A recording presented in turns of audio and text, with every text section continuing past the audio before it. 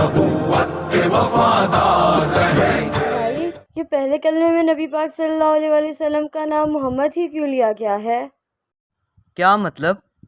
مطلب نبی پاک صلی اللہ علیہ وآلہ وسلم کے اتنے سارے نام تھے، احمد رسول اللہ، ماہی رسول اللہ، حاشر رسول اللہ، ایسے بھی کوئی نام ہو سکتا تھا؟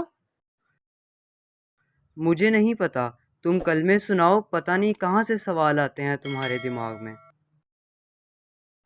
سوال کرنا تو اچھی بات ہے۔ امی جان، پھر آپ ہی میرے سوال کا جواب دے دیجئے۔ بیٹا، نبی پاک صلی اللہ علیہ وسلم کا نام محمد ان کے دادا نے رکھا تھا۔ لیکن امی، پہلے امی کی پوری بات سنو۔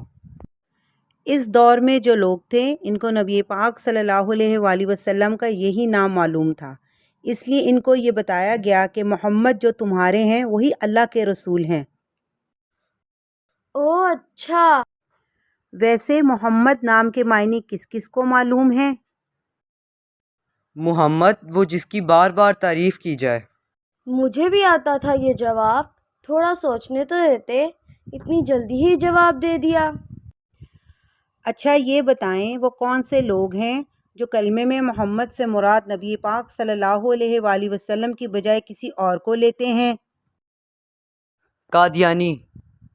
یہ تو مجھے نہیں پتا تھا۔ درست جواب، ایسا قادیانی کرتے ہیں۔ وہ مرزا قادیانی کو اپنا نبی ماننے کے باوجود ہمارا کلمہ طیبہ پڑھتے ہیں اور اس میں محمد سے مراد معلوم مرزا قادیانی کو لیتے ہیں۔